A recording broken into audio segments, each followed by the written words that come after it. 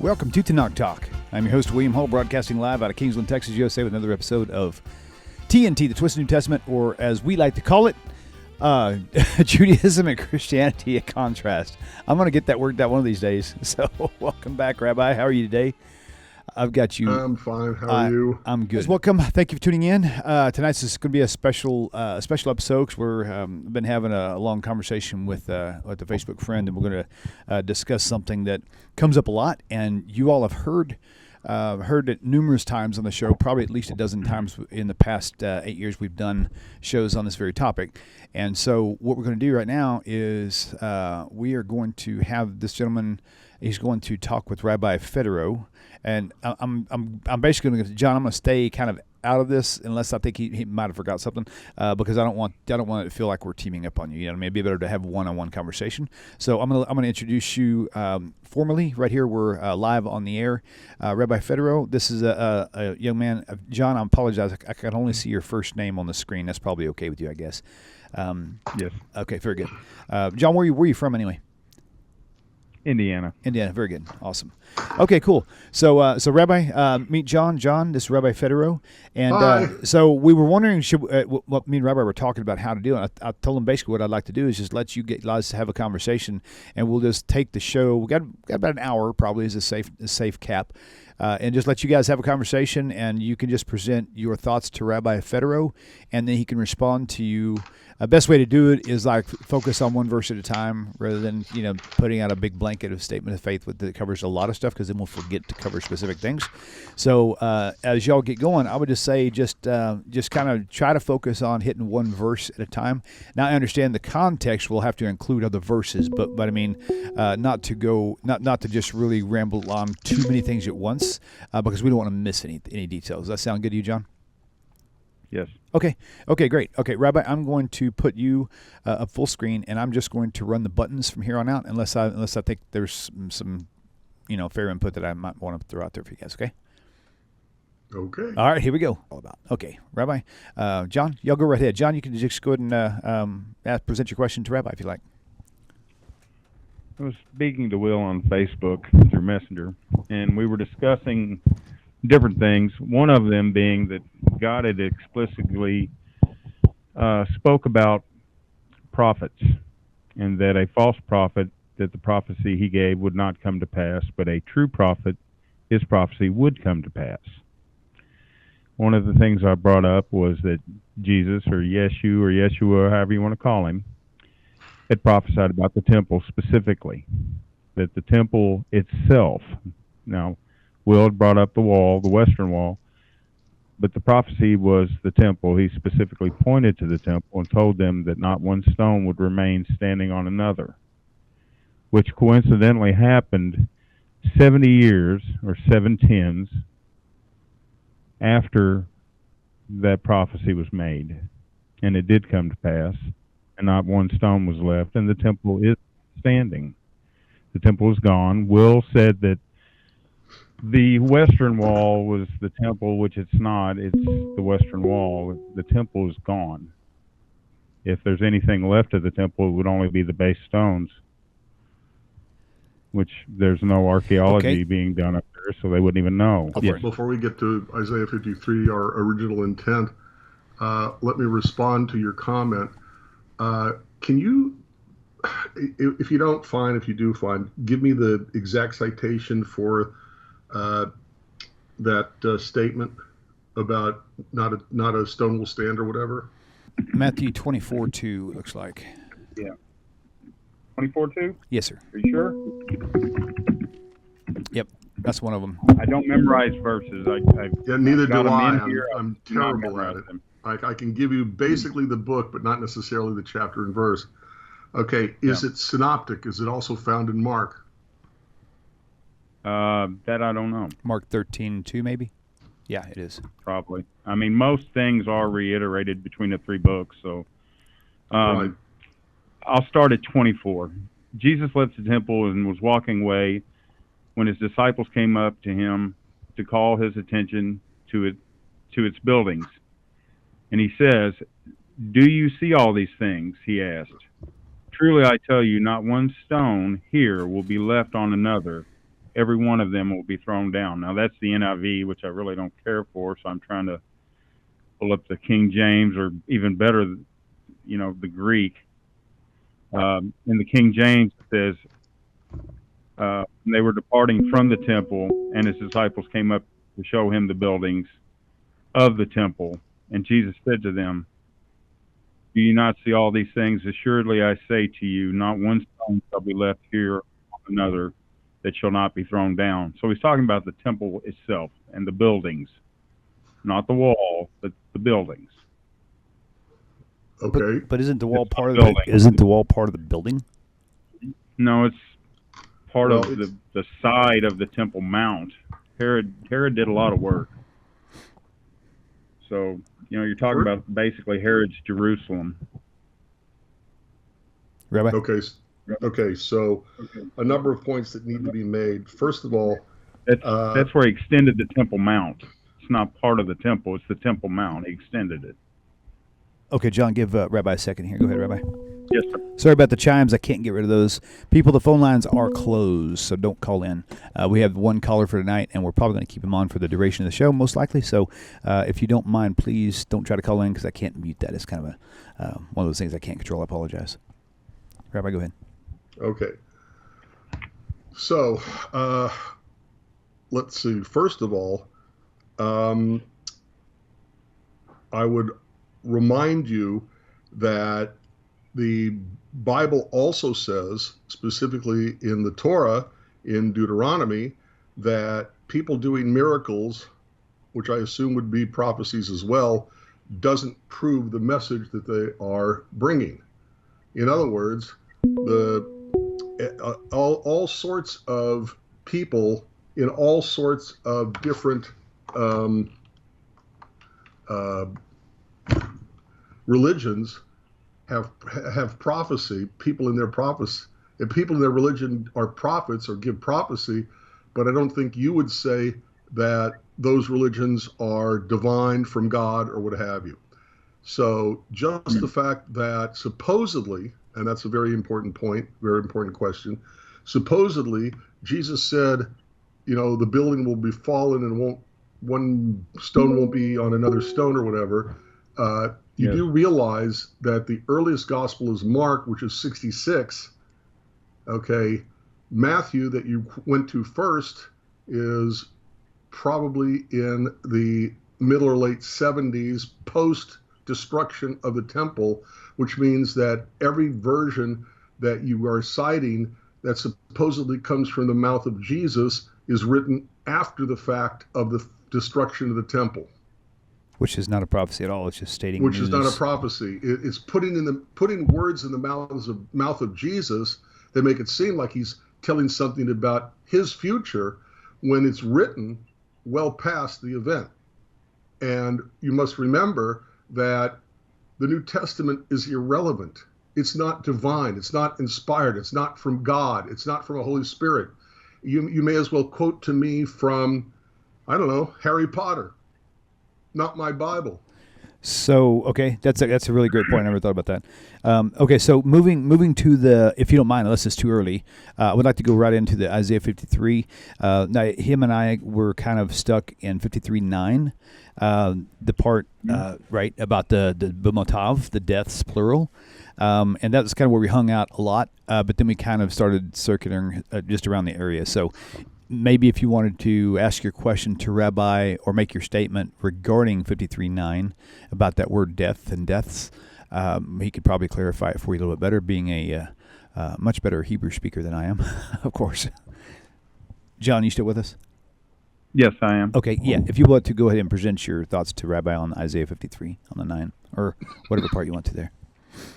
Well, most of Isaiah 53 seems to imply an individual, not a group of people, rather, but an individual. Did you, in our chat, I cited Zephaniah 3:13. Did you go back and read that, John? Yes, I did. Okay, and you saw that it was word for and word? I did reply, yes, and Okay. I replied to you that also seems to hint to the time when they are given the hearts of David near the end. But it specifically talked about Isaiah 53:9, and it says remnant of Israel. I mean, it's very clear. No, Where does it say remnant of Israel in Isaiah 53:9? In Zephaniah 3. It's quoting the same thing, Yeah. except Zephaniah 3 tells you who it's talking about. That's the difference. So you think Zephaniah is talking about the same thing that Isaiah is talking about? Zephaniah 3:13, or vice versa, yeah. Yeah, I read it. I just don't agree with your view that it's speaking about the same thing. Do you find it odd that their wording is exact? Or at least No. pretty close to exact? You don't find that odd? No, because they're talking about the remnant of Israel. Right, which is not a person, it's a group of people. Yes. Right, so, Rabbi, do you want to take over? I'm not quite sure the issue here. Take a look at Isaiah 43. Hang on one second, because he's implying that Zephaniah is speaking about Isaiah 53. How is the remnant of Israel going to be an offering for sin and put to death? Makes no sense. Why not? Because if you think take a the look at remnant, Isaiah, the last remaining bit of Israel, if is going you to take be a look at sin offering Isaiah put to death? in numerous places, like the one we were about to go to, you will see that repeatedly the people of Israel are called the servant of God, and there is no reason to believe that it's not also talking about the people of Israel personified as an individual in Isaiah 53. So, for example, if you take a look at 43, Isaiah 43, and I believe it's 10, it's a very important verse. Isaiah 43:10. Okay, you want me to pull What happens to the servant in Isaiah 53? Dies, correct? Well, no. Are you telling me that the remnant is going to die? No, he is tortured, persecuted by the nations around him. What's the but it word in specifically 53:9? says at the end that he sees his seed, his descendants, his progeny. What is Dama? But what is meanwhile, Dama take a talk? look at Isaiah Hey, 43:10. Rabbi, Yes. real quickly, he's What is asking, Dama talk? he wants to know the meaning, or how do you break down that word b'motav? What's it mean? In his deaths. That would imply dying, right? Yeah, because many Jewish people, many of the people So of the remnant- Israel died at the hands So of the the remnant- nations of Israel. But as a nation, we're still around. And God's promise to the Jewish people is that there will always be a remnant. So as a nation, as a people, we are going to be here forever. He is implying from the words that says that there is no deceit in his mouth from the remnant, that the remnant is the servant in Isaiah 53, which would imply that the remnant is going to die. And there Makes are no sense. individuals who make up that that servant, who in fact have died, usually, by the way, at the hands of good Christians. But my point remains, please go to Isaiah 43:10. Oh, yeah, I forgot to go there. Hang on. Isaiah 43:10. Yes, please. And one second. While we're turning there, I would like to bring up, too, that Isaiah 53:9, the second half of it really is opposite of what happened to Jesus. Jesus died between two thieves, and he was buried in a rich man's tomb. I'm familiar with this passage. Can we? You are my witnesses, declares the Lord, my servant. Yes, Jacob, who I am chosen. Right. But take a look at the words used specifically. You are my Seen that witnesses, brought up. Yes. which is plural, saith the Lord, and my servant, which is singular, whom I have chosen. In one single verse, Right. God refers to the Jewish people in the plural as witnesses, but also in the singular as servant. And isn't it interesting that the word that God chose to use for the singular is the same word servant that we're talking about in Isaiah 53? It's all in the same breath, too. You are my witness, says the Eternal, and my servant whom I have chosen. The Jewish people as a people personified as a single individual. Israel. And the people of Israel. Right. Yes. And we are Israel. the servant of God who gets persecuted by the non-Jewish nations in Isaiah 53. And some of those people that were persecuted by the nations of the earth died But as a people, as a servant of God, we're still here. Is it your belief that the Jews are all-encompassing of Israel, or there's 10 tribes that still are yet to be reunited? Well, if you take a look at Israel. 2 Chronicles, you will see quite a few references to the northern kingdom. I'm sorry, to the tribes that made up the northern kingdom in the southern kingdom, and were part of the Jewish people, the people called Jews, at the destruction of the first temple. Yes. Forgive me, but that's one of the interesting tribes things of the northern that kingdom Jesus were said. in the southern kingdom, and then when the 1 second, John. southern tribe called Judah, the southern tribe called Judah was exiled from the promised land. The word Jew derived from the southern kingdom, not from the tribe of Judah, but from the nation, the southern kingdom of Judah, was like the word American, referring to a whole bunch of people from different tribes and backgrounds and cultures and communities. Rabbi, I think John wanted to say something real fast. Go ahead, John.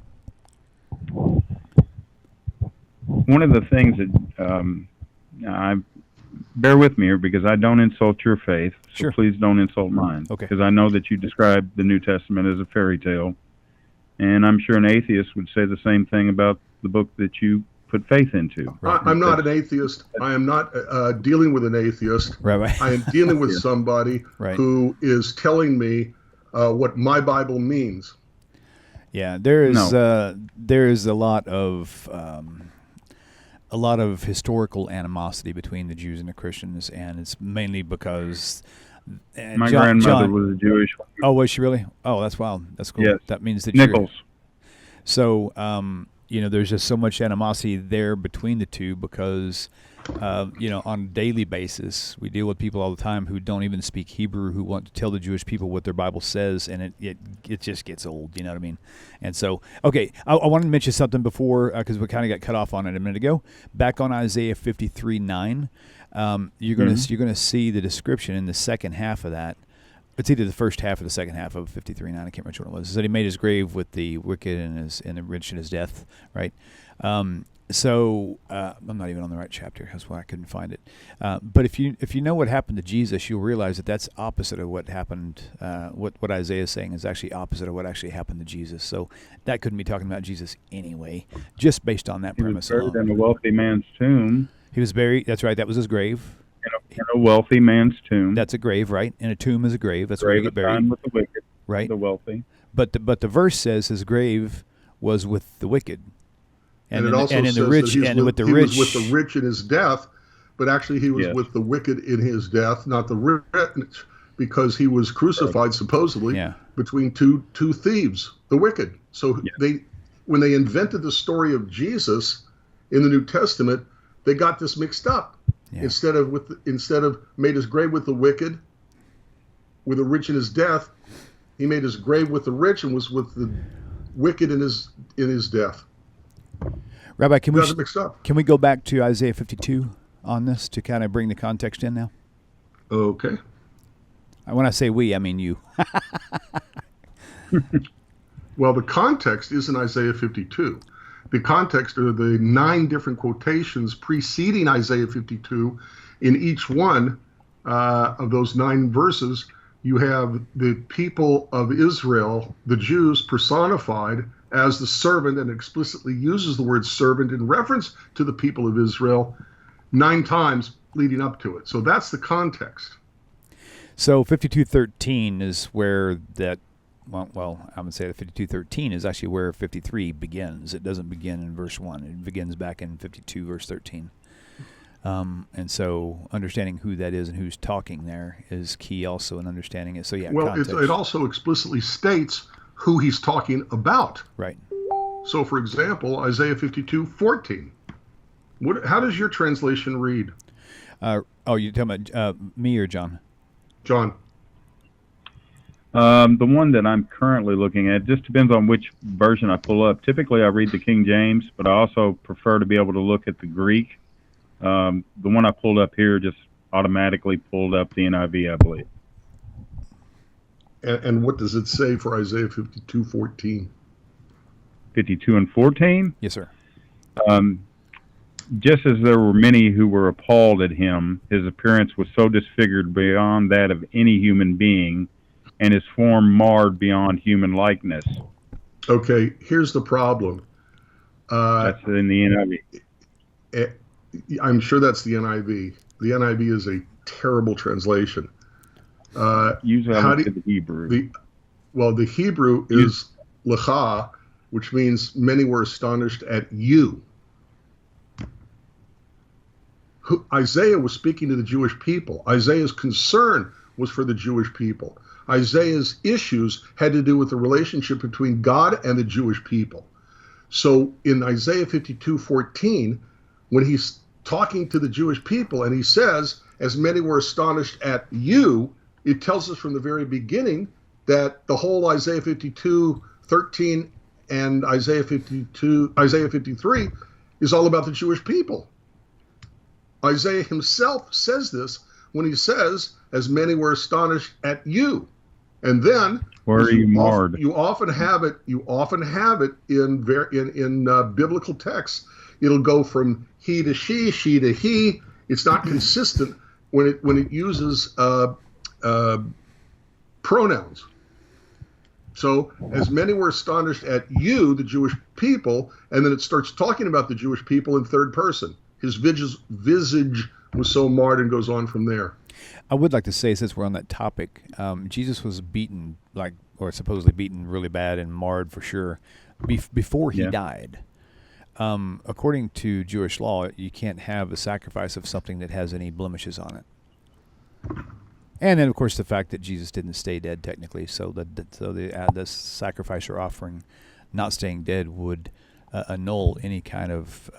you still have to look at the context of what you're reading here with 52 into 53, and that God specifically says that this servant ends up becoming a sin offering. So actually, no, it doesn't say that. It does say that his life will be made a sin offering. Where's this? Can you give me the verse? Well, what verse is that? Yes. Hang on 1 second. Let me go to 53. Okay. And 10. It's 53 and 10. And I'll pull it up in the Hebrew here, so I can. But it says in 53:10, it actually says, "He shall prolong his days, and God's purpose shall prosper in his hand." So it says opposite of what you're implying, Joe. No, it also doesn't use the word. It also does not use the word for sin offering. It uses the word for an asham offering, a guilt offering. A guilt offering and asham can only be offered for the person who thinks they might have sinned. I cannot offer an asham offering for you. Here you are relying on English. But it says his soul is. It says soul. Yes. What is the word before that? Is made to put. Yeah. Tasim and asam. Right. And asham is a certain kind of sacrifice. Notice it does not say a chet or chatat, which is a sin offering. It says an asham, which is a guilt offering, not a sin offering. Yes. This still implies that the servant is to become this, correct? He's doing that for his own sin. Because if you look, it still says here, John, it still is in the same sentence. It says, "He shall prolong his days, and God's purpose shall prosper in his hand." Jesus died.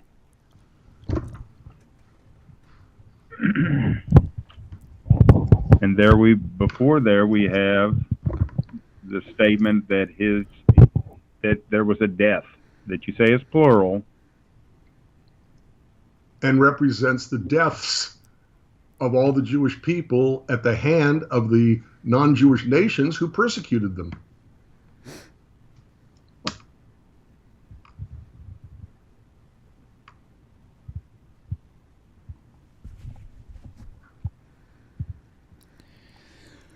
In Isaiah 53:1, when it says, "To whom has the arm of the Lord been revealed?" who is that referring to? Who's giving the report of Isaiah 53:1? Who would have believed our report, and to whom has the arm of the Lord been revealed?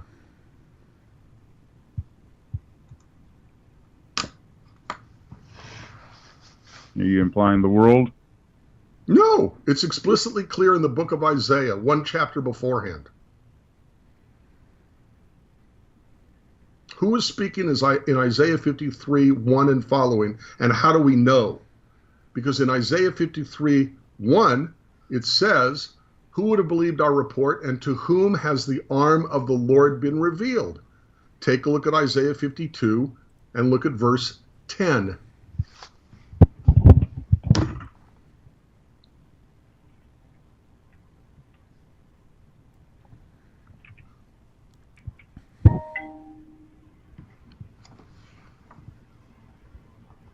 All the nations, that's the world.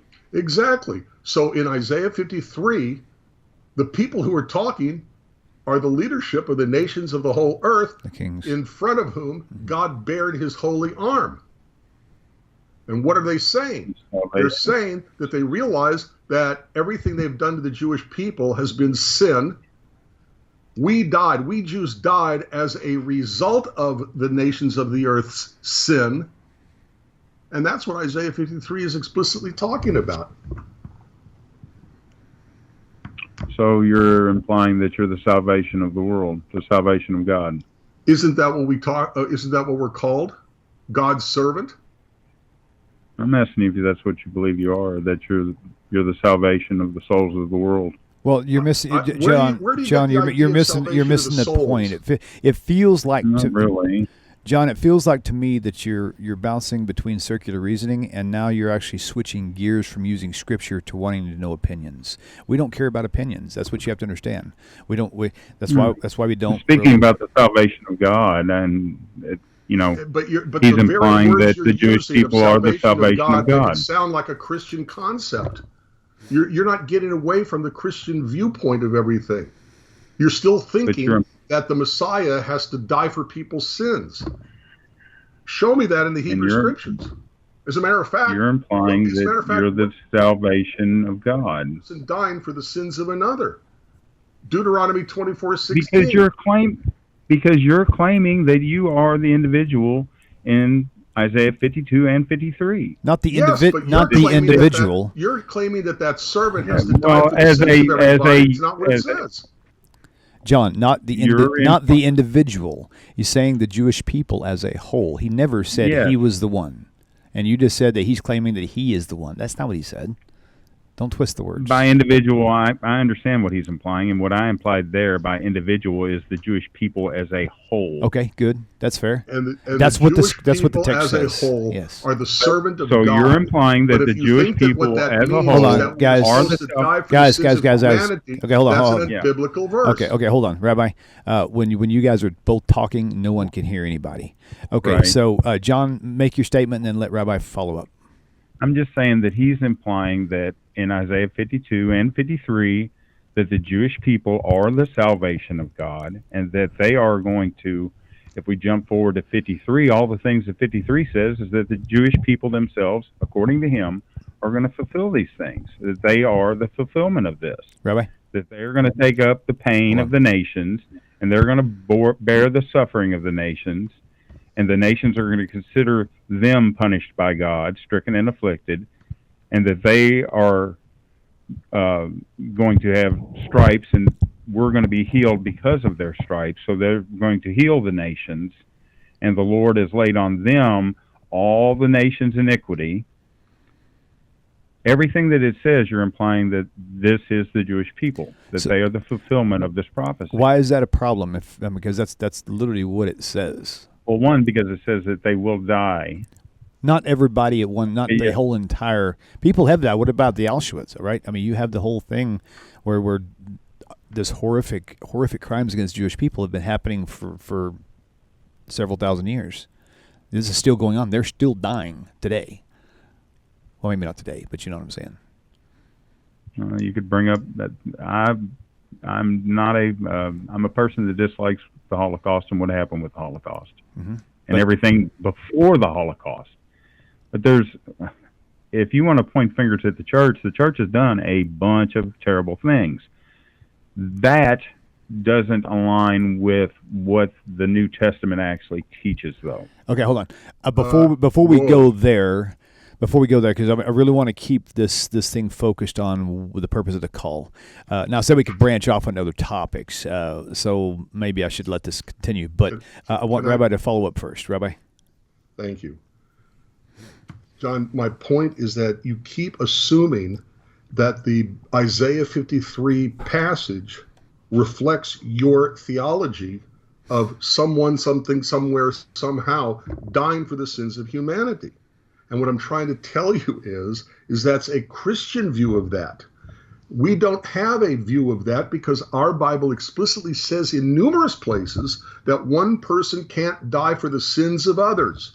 Deuteronomy 24:16, Exodus 30:31 or 32, Ezekiel 18, Psalm 40, 49, 46, I can't remember.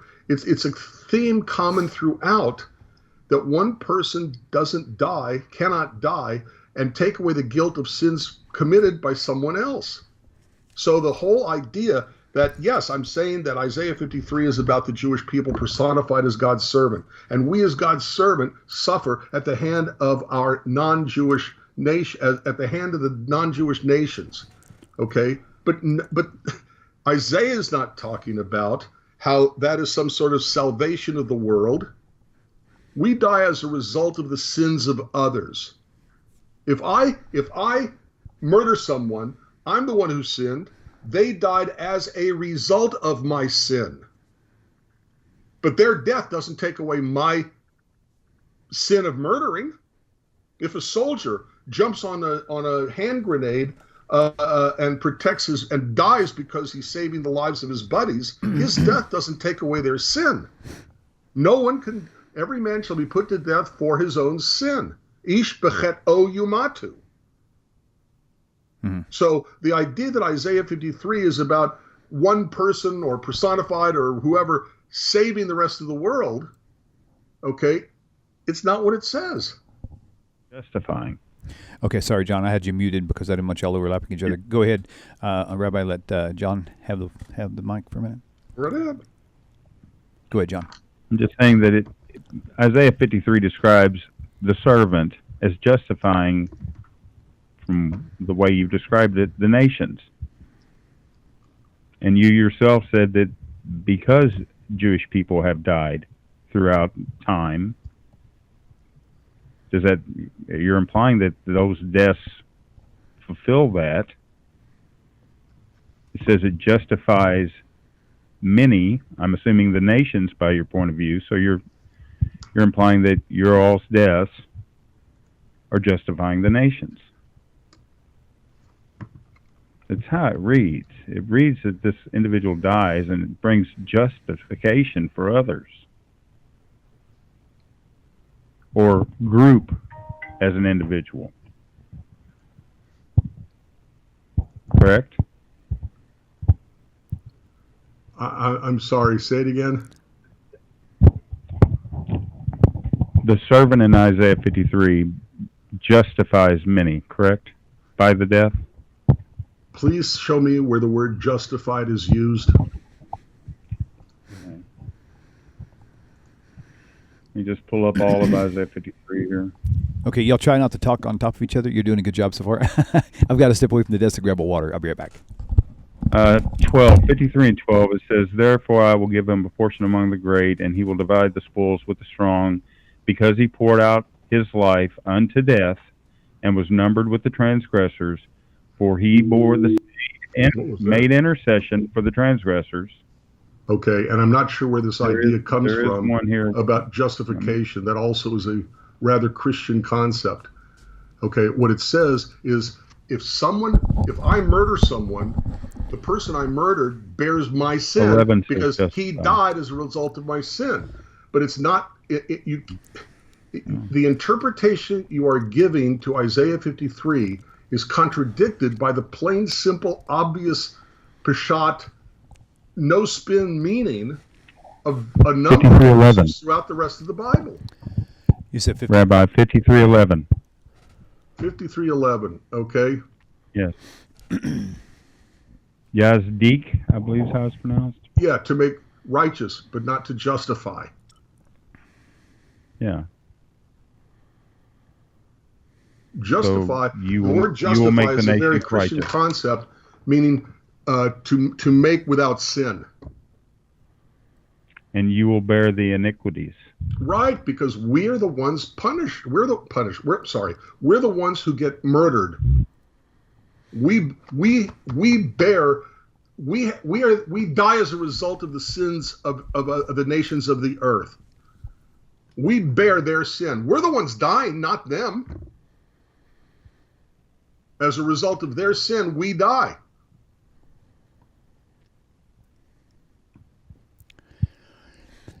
Okay, I have a question because it seems like we're definitely have explored this quite well. John, for you, I know you and I at some point had I think we had talked about Isaiah 7:14 too, didn't we, about the virgin birth? Was that something we discussed, or was that someone else? The Alma. Yeah, we did. Okay, so let's just, because I mean, I know for me when I was a Christian, that was a pretty big one. To find out that there was only one prophecy about that, and it turned out not to say that. And I think you said, well, it implies that. So let's go with that, Rabbi, and you can kind of discuss with him on Isaiah 7:14. I'll try to put that on our screen. Do you want to go ahead and tell him your thoughts on it first, John, and then let Rabbi reply? I would rather just hear okay, his that's thoughts. fine. Yeah, just stay on the phone with us, though, because that way if you have any thoughts, you can let us know. I'll put that on the screen here. Rabbi, go ahead. Go ahead, what? Isaiah 7:14. The Alma. The virgin shall conceive. Yeah, what about it? The young woman shall conceive. Why does Christians view, why is it wrong? That's because they mistranslated horribly? Yeah, that's very true. But that's, okay. So go into details about that. That's what we're doing now. Well, Okay, real quick, Rabbi, well- the Septuagint, Flavius Josephus and the Septuagint both have altering texts from what the Hebrew and the Masoretic states. Well, then we're going to have an impasse because the Septuagint, the translation called the Septuagint, Ptolemy, the emperor, king, whatever he was, comes to the Jewish people and he asks for a Greek translation by Greek-speaking Jews of the 5 books of Moses alone. And all the 70 did was a translation of the Torah, the 5 books of Moses. Right. Not The prophets. Those copies were placed in the library at Alexandria that burned down. Over the course of hundreds of years after that, a wide variety of unknown people with wide variety of abilities to translated again the Torah, but also translated the TaNaCh, the prophets and the writings. What you have in what you call now today the Septuagint is not the Septuagint done by those 70 under Ptolemy, and especially the translation of the prophets, really bad. But be that as it may, our text that we use is the Masoretic text. And was there a point? I can't tell if I'm muted or not. No, you're good. We can hear you. Go ahead. Okay, I was just asking, was there a point after Alexander the Great had conquered that the Greek language was prevalent among the Jewish people, or the Hebrews, or the Israelites? Because it's my understanding from what I've read that was a more common language for a while, and that only the priests really had access to the Hebrew. Well, that's not true, because there were plenty of people who spoke not only Hebrew, not only Greek, but eventually also spoke Latin. And they're trying to project onto the past history the modern inability of a lot of Jews to read, write, and translate, understand Hebrew. But in the ancient world, the peoples were far more, split off from everybody else. you had your own little group that you stayed with. Okay, maybe that's not so different today. But at any rate, to say that the average Jew didn't know Hebrew, it makes no sense. Okay, that's one thing. Second of all, okay, in our religious life, okay, we wouldn't be reading the Greek. The religious life, okay, well before the Greek period, the Greco-Roman period, you had synagogues all over Europe, Northern Africa, Eastern Mediterranean. And when they did services, when they did the Haftarah, because that was, done hundreds of years before Jesus, they would have read for the prophets in the Hebrew. They wouldn't have had to have relied on a Greek translation, especially by non-Jews of varying and rather low quality of translations in the religious life of the people. Rabbi, have some rabbis interpreted Isaiah 53 as Messiah ben Joseph? They might have, but I don't think so. And remember, if you read the Talmud, if you read the rabbinic writings about the Messiah, the son of Joseph, it's not anybody whose daddy happens to be Joey. I understand when it says, the Messiah, the son of Joseph, it means Joseph, the son of Jacob, the son of Isaac, the son of Abraham. It means explicitly. It means explicitly from that tribe. Christian theology, the New Testament only describes Jesus as from the house of David. Correct. Well, you can't be a descendant from the tribe of Judah at the same time you're from the tribe of Joseph, or more accurately, the half tribes of Ephraim or Manasseh. Mm-hmm. So Messiah ben Joseph is a rabbinic invention, though. It's not found in the Torah or the Bible. Right, exactly. Although it's based on interpretations of specific verses that kind of lend itself rather easy to see that. When it talks about what's the word? I think it uses saviors, plural, as opposed to singular. On that same topic, also have the, I'm sorry, go ahead. There's rabbinic commentary on, it's actually the Book of Enoch, the shore and the rim. I don't know if you're familiar with that. The Book of Enoch? Yes, the shore and the rim. The prophetic vision in the Book of Enoch, which is old. It's not new, it's old. Old is not irrelevant.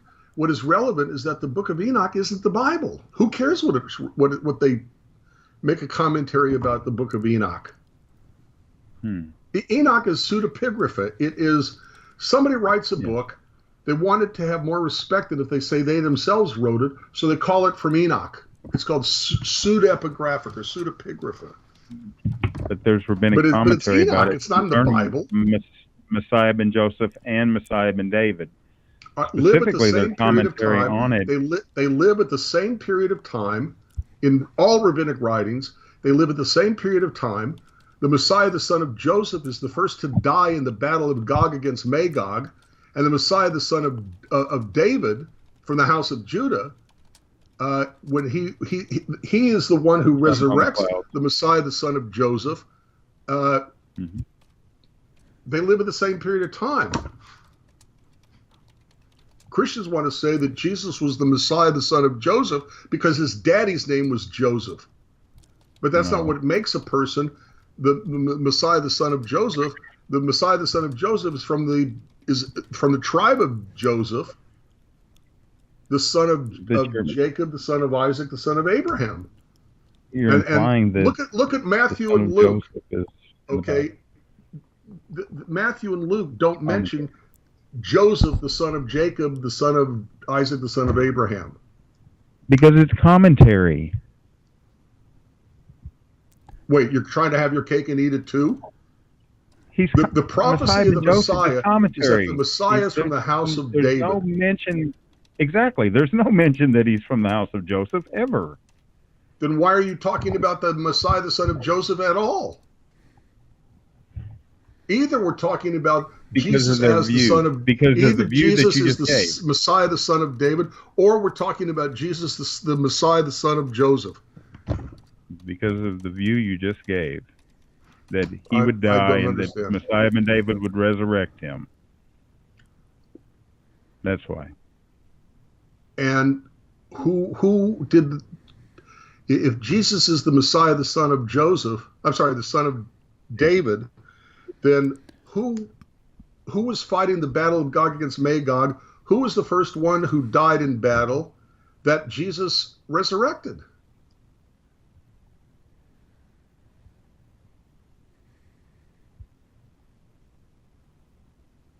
John, you still with us? Yes. Okay. Do you understand the question? Yeah. Okay. Okay.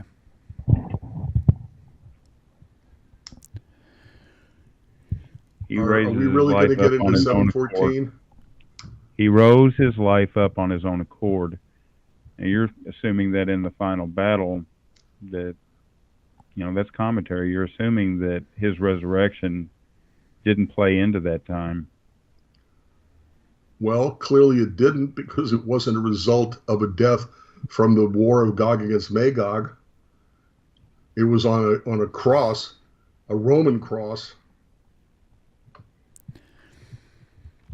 Okay, Rabbi, let's hit before we run out of time. We got about 10 minutes left. I want to Who is the enemy of Israel? Hey, John, give me a second. I would say all the nations who have come up against us and persecuted us, which is exactly what Isaiah 53 was talking about, that eventually they're going to learn that they were wrong and everything they did against the Jews was actually sin, and we died as a result of their sin, which, by the way, is what the Hebrew says. It doesn't say for their sin, it says from their sin, as a result of, because of their sin. Okay, Rabbi, let's get into Isaiah 7:14. John, I've got your mic down for a moment, so we can start this off, and I'll turn it back up here in a second. Okay, so Rabbi, if you would, let's express the issues with Isaiah Right, just 15. real quick, Ahaz is terrified of two enemy kings because the people he's fighting against have joined forces with two nations, and he's terrified. And so God sends Isaiah, his prophet, to Ahaz, and says, look, Isaiah, he's scared to death. He doesn't have to be. I'm on his side. Go to him. Give him a sign so he can look at the sign and not be afraid anymore. Because every time he looks at the sign, he'll know that I'm with him. So a sign is something you can clearly see. Yeah, we'll get to that. So Isaiah goes to Ahaz, the king who's terrified of these two enemies, and he says, whatever sign you want, you're going to get. But Ahaz says, whoa, I'm not going to test God, okay? I'm not going to ask. And Isaiah, says, look, buddy, when I tell you to ask for a sign, just give me a sign that you want me to give. Okay, fine. You won't give it, God will give it. Okay? And then he says in verse 7:14, see that young woman who is already pregnant. She will bear a son, and she'll call that son Emmanuel. What does Emmanuel mean? It does not mean God with us. It means God is with us. Hebrew names work in a way that we are told something about God, but it doesn't mean the person with that name is divine. Okay? Elihu. He is my God.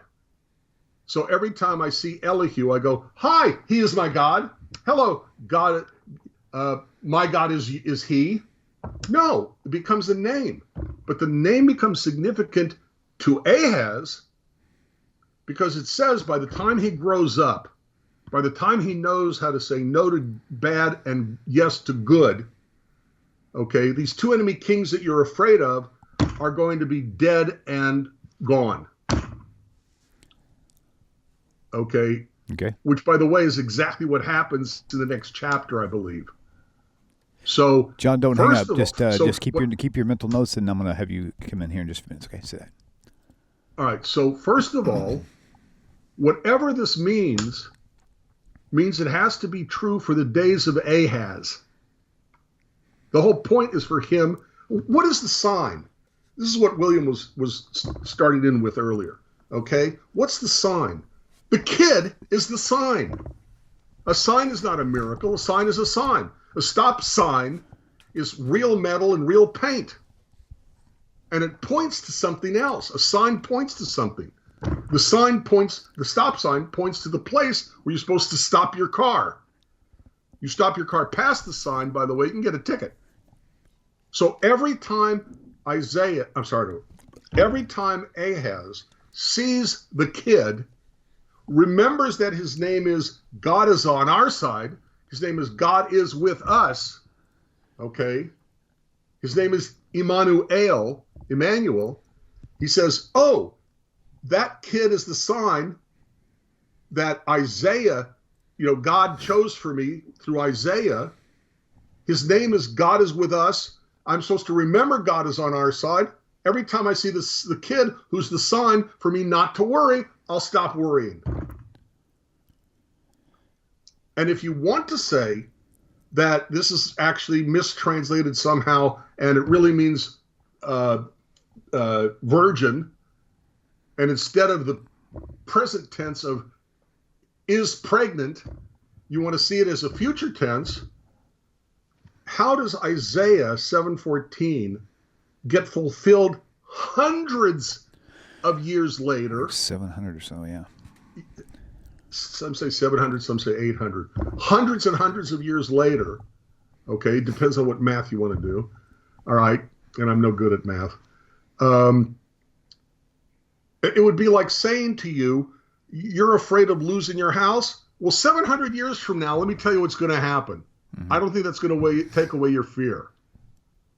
But if you want to say this is a virgin, okay, then you're saying that there's already been a virgin birth 700-800 years before Jesus was born. That they're talking. By the way, another thing, it says Ha-alma, the young woman, which means he knows. That means that Isaiah and Ahaz know who he's talking about. Right. Yep. If I say, give me a book, that means any random book. If I say to you, give me the book, it means you know which book I'm talking about. When he says the young woman is pregnant, that means both he and Isaiah and Ahaz know which woman they're talking about, not 700-800 years later. And I'd like to add in there also that the idea that people would argue that it implies virgin because it says young woman or young maiden, it doesn't imply that at all, because in Judaism, ever since the days of beginning, it were the young women that were the ones getting pregnant. That was the whole point. That's why they married young. They had their cycle at a very young age for a very good reason. So it does not imply, to me, it doesn't imply virgin at all. And I know this is, again, going back to the Hebrew, which John does not know, but I'm sorry to do it again.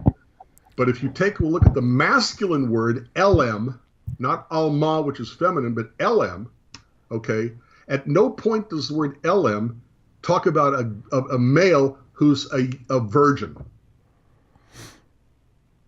If alma is supposed to be virgin, then elem means virgin. Makes no sense. I can see that. Okay. Okay. Well, John, do you have any final thoughts, or we're kind of at the top of the hour. We don't have to shut down, but it's nice if we can round it to an hour. But is there any further thoughts you might want to share before we get off here? Just rolling back to the first question, his thoughts on the whole thing where he had prophesied. He prophesied two things. He prophesied that he would be handed over by the chief priest to be executed. That did happen. And he made a prophecy about the temple. All post. And that did happen. But it was all that. Coincidentally, it just so happened that the temple was destroyed in 70 A.D. during the 3 weeks of mourning, the same time that Moses broke the tablets, the same time that the first temple was destroyed. It's an odd coincidence. The coincidence for that me, happened. well, for me, it's odd that the temple wasn't destroyed the moment that Jesus died, rather than 3 weeks later or 8 weeks later, whatever it was. 70 years later, on the exact same time that At least all two, maybe the even three mourning generations. was. I mean, when Tisha AV and the 3 weeks of mourning happened, those are that's the breaking of the tablets, the destruction of the first temple, and the destruction of the second temple, correct? According to a Jewish tradition, yes, but that is external to the Bible and cannot be proved. So what I see, John, is this is what happened with my Messianic movement, was that leaving Christianity and moving to the Messianic mindset, I've found that they were being really creative in how they were still trying to prove Jesus after there were complications with trying to use just the text. So they turned everything, because the Messianic movement's only been around for, 70 years, Rabbi? I don't know how long. It's not been that long, though. It started in early 1970s after the Martin Rosen changed his name to Moshe Rosen and changed the name of the American Board of Missions to the Jews to an organization called Jews for Jesus. And eventually, when he was having successes with people who were once Jewish, who converted to Christianity, then they started creating synagogues for them, but they couldn't call them churches, so they called them synagogues, and then they became known as Messianic synagogues because the word Christ becomes the word Christian. Yeah. Mm-hmm. The word Christ becomes the word Christian.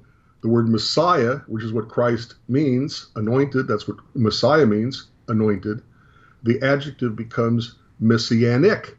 So to enable them to call it Christian, but they didn't want to use the word Christian, they developed the word messianic so they could avoid sounding too Christian and pushing Jews away. So then they the whole point of that was to they missionize began Jews. Repackaging the New Testament to sound more Jewish. Right. Brit Hadashah instead of New Testament. Yep. Miriam instead of Mary. Anything to make Christianity sound more Christian. Why do I always do that? Make Christianity sound more Jewish. Yeah, right. Very good. It is always a stalemate. Christians are going to interpret the New Testament and the Hebrew Scriptures through the eyes of the New Testament, and Jews aren't. And Christians are going to say a verse means this, and the Jews are going to say, no, it means that, and we can argue till the cows come home. Mm-hmm. We're never going to see it your way. You're never going to see it our way.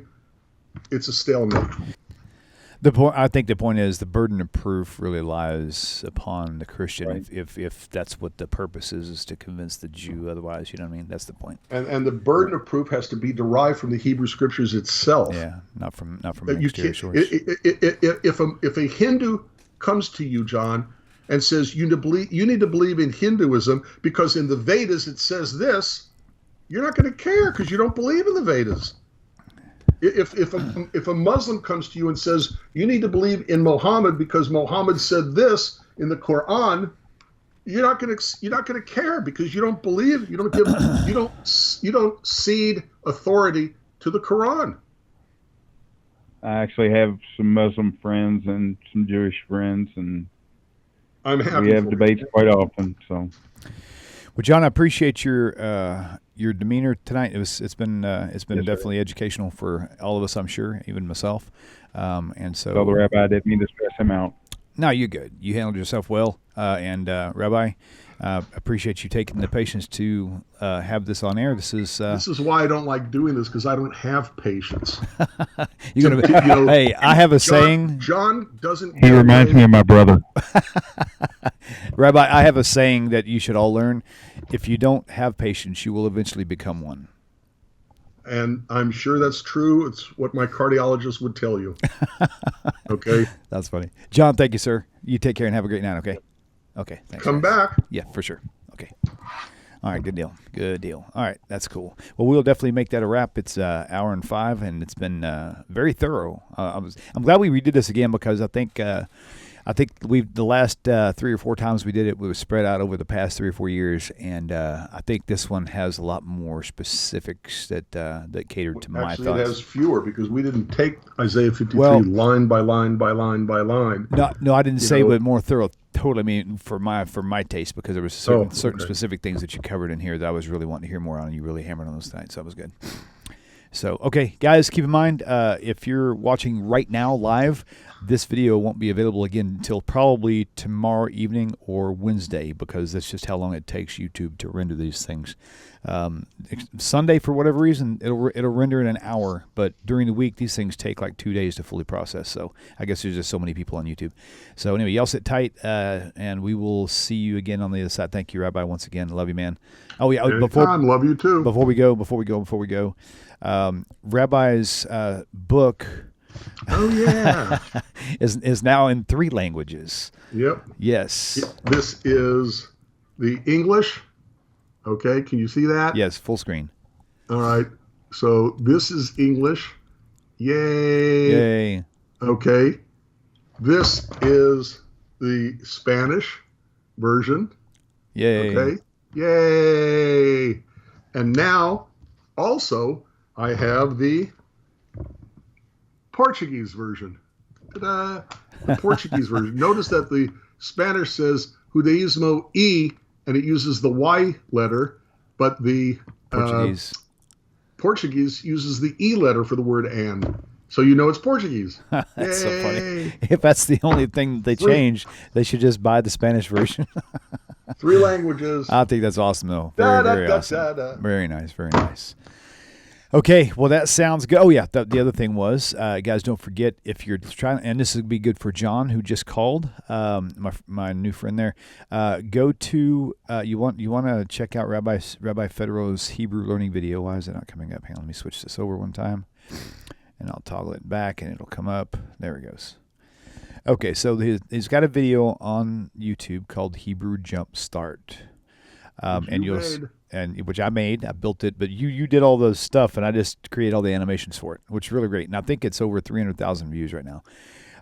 But you can go to HebrewJumpstart@gmail.com if you have any questions, or like if you need flashcards or something, go there and tell Rabbi what you need, and you can communicate with him through him there specifically. If you have things that are not related to the Hebrew Jumpstart, you want to buy a book and you can't figure out how, got a question, RabbiStuart@hotmail.com.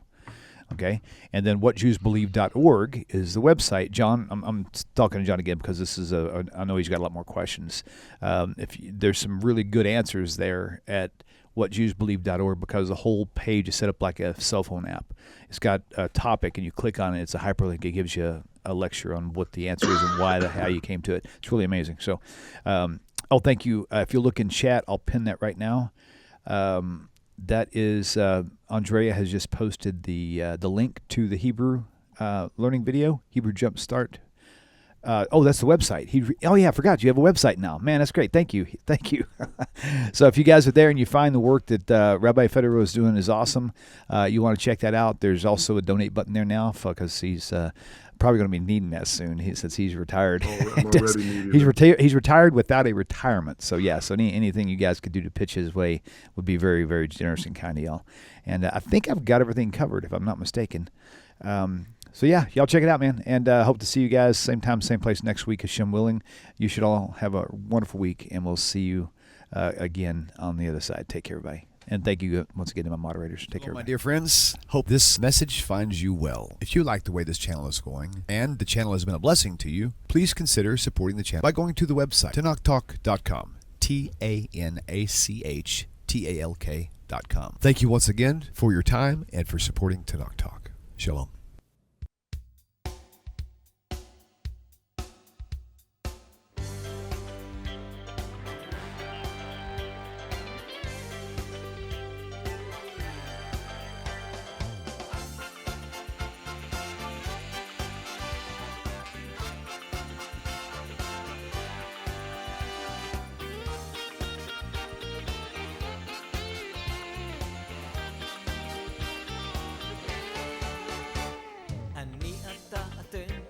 תמיד כולם ביחד, חשוב מכל חשוב